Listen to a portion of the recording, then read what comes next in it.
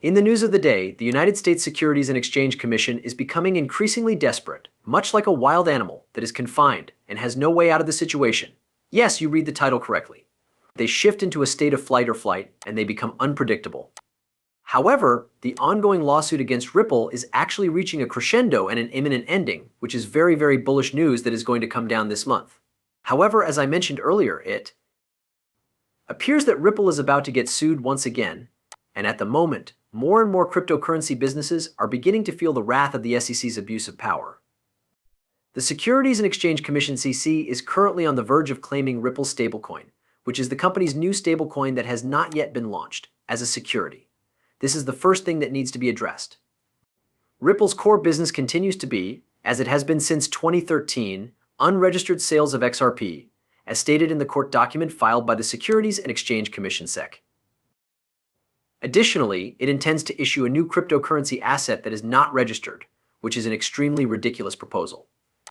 The Securities and Exchange Commission (SEC) appears to be working on the Ripple stablecoin, asserting that this asset is an unregistered securities before it has even been launched or features have been revealed.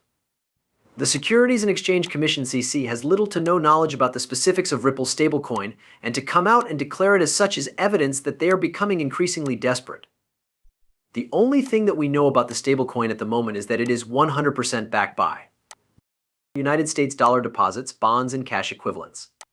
Additionally, when the stablecoin is released, the SEC will also reveal the banks that hold the dollar reserves. This means that all of the undisclosed and secret partnerships that Ripple has not yet mentioned will be revealed, and some of these partnerships are likely to be very large and powerful, rather than small fry regional banks similar to Bank of America. This is huge, massive news. The United States of America's crypto regulations is clearly out of control, and you should be concerned about the SEC's approach to digital asset regulation in the United States of America, because truth be told, if this isn't a sign that they are getting desperate, that they are getting feral, then my only other assumption is that Gary Gether must be taking this lawsuit with Ripple very, very personally, because Ripple have been fighting tooth and nail with them for over 3 years, and it looks like they are about to come out effectively scot-free.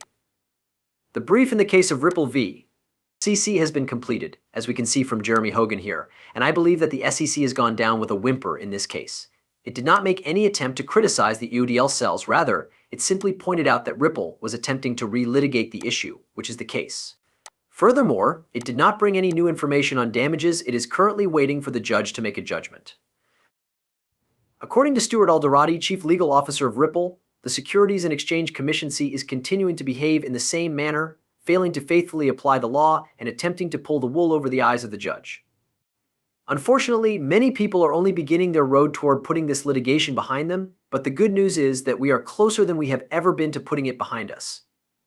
Just when you think the SEC can't get any lower, if you are a financial regulator outside of the United States and have put in the effort to establish a comprehensive crypto licensing framework, you should know that the SEC has no respect for you and believes that you are handing out licenses that are equivalent to phishing licenses. We have faith that the courts will approach the remedies phase in a fair manner, as we have seen confirmation from Stuart Alderati that there were no significant advances. The Securities and Exchange Commission (SEC) is utterly restricting and damaging the innovation that is taking place in the United States with regard to blockchain and cryptocurrency. However, this is actually very encouraging news. Of course, I am not a lawyer, and I am not providing financial advice. Taking into consideration the fact that the SEC was unsuccessful in 3 out of the 4 summary judgment rulings, the most recent significant victory that we got in this action was a step in the right direction for Ripple. The first is the algorithmic sales of XRP on digital asset trading platforms, also known as programmatic sales. The second is the distribution of XRP to Ripple employees and third parties, as well as additional distributions. The third is the sales of XRP by garlinghouse and Chris Larson on various digital asset trading platforms. As a digital token, XRP is not in and of itself a contract, transaction, or scheme that contains the essential requirements of an investment contract. As a result, the sales of XRP did not constitute a security. This is not to mention the fact that it was mentioned in the course that XRP is not a security. Although the SEC only prevailed on institutional sales and the judge also included OTL in the case, Ripple will only receive a smack on the wrist and a punishment of $50 million, which would be a significant and highly optimistic piece of news. Ripple will be given the green light in ODL sales to proceed further in the United States, obtaining legal certainty and regulatory clarity, and then from $2 billion down to $50 million. This will be the case after Ripple has received the green light. The victory that Ripple has achieved will serve as a significant impetus for the rest of the cryptocurrency industry. All of the businesses who are currently receiving wealth notices or lawsuits will attempt to cite Ripple's case in order to bolster their own assertions. On the other hand, Ripple will launch their very own stablecoin after its regulatory clarity has been validated. After everything that has happened, how is it possible for the Securities and Exchange Commission to continue to defend their position that Ripple has been conducting shady business since 2013 for 10 to 11 years, despite the fact that the courts have decided otherwise? I apologize for going back on my previous statement.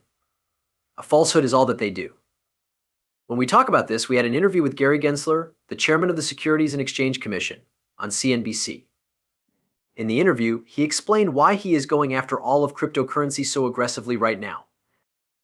Taking a step back from it, the field of crypto assets, without judging any of them in advance, many of those tokens are securities according to the law of the land as defined by the Supreme Court of the United States. Sincerity compels me to admit that this clown performance eventually reaches a point where it is ridiculous. In the words that, do you guys have any regard for Patrick McHenry, who is the chairman of the House Financial Services Committee? He is an investor in digital assets.